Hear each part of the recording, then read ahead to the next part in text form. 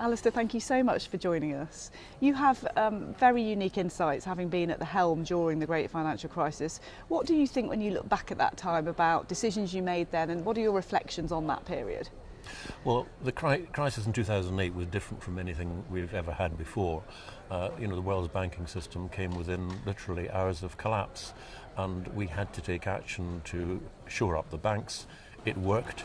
But of course, the financial crisis then led to a far greater economic crisis, which of course involved governments right across the world agreeing to work with each other, and that international cooperation was critical then.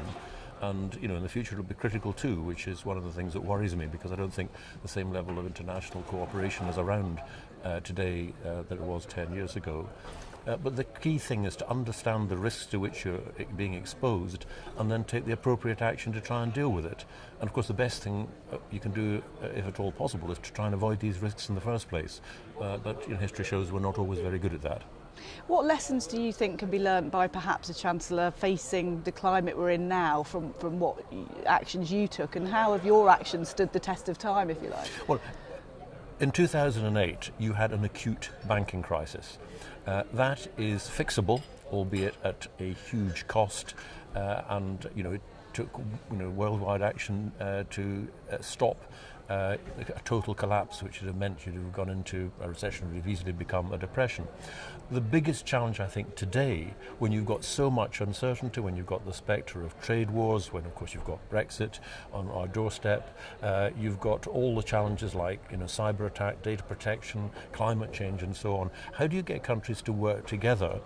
And also, if you need to do it, if you need to put a further economic stimulus into the system because you're getting a slowdown or something's happened, how could you ensure that you do it, but you're also accompanied by people doing the same thing where it's needed in other parts of the world? Which is why I keep coming back to this thing. The international cooperation that we had 10 years ago was critical.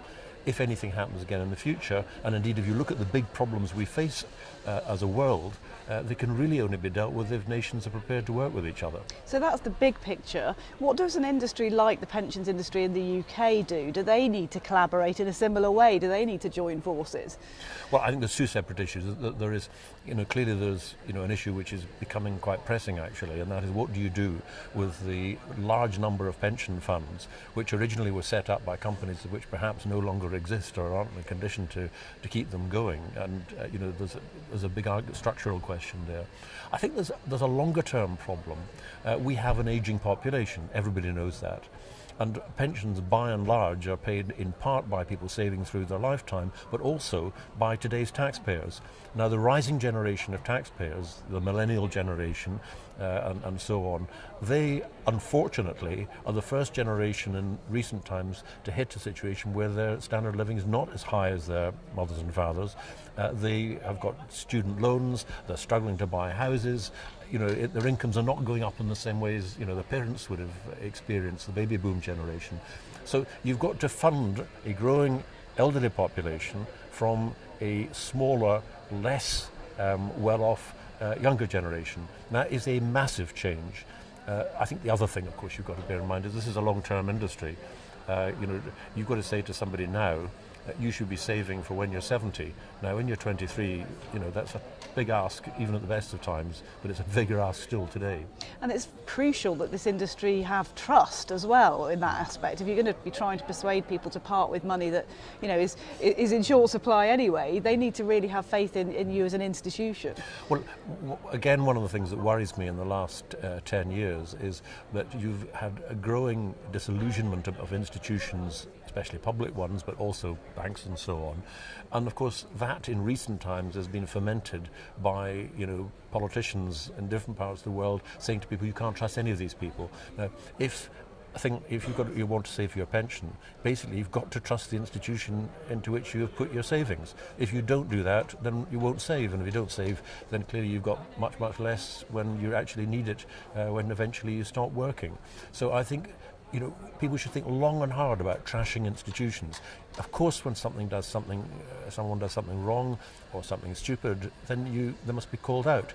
But the idea that you should trash everybody and I don't think there's any consequences for you, and importantly for the population as a whole. That's very dangerous territory to get into. So it's a very complex landscape out there with numerous challenges. So what would your advice be to this industry about what they need to prioritise and how they move forward? Well, look, whatever happens, you've just got to get on with it. You may well say, if you look around the world today, most of the risks are actually political. They're very visible and they're actually all avoidable, but it doesn't look like we're doing a good job at avoiding them at the moment. The industry just has to get on with that, because of course it's looking through several governments, it's looking through several political moods, waves if you like, and it has to deal with that. I think the big thing, though, is it's essential for governments here and wherever they are to whatever structure they adopt for pension savings, that they stick to it. Because the one thing, and we've had a hell of a lot of change in the last a couple of decades, the one thing that it doesn't do if you want to create a stable environment is we keep chopping and changing the regime, because people say, well, I'm just going to hold off until I see what's what. So, I think the industry just has to navigate its way through, but it would be so much easier if politically and therefore economically we could have a little bit more certainty than we've got at the moment. Government has to play a part in that by having a very consistent pension approach, so people can trust that their pension pots aren't going to be raided by future chancellors, perhaps. Yes, and that's important, which is why government should think long and hard about changing things that makes it look like they've broken the word with the generations who are about to retire. But I strongly believe that cross-party.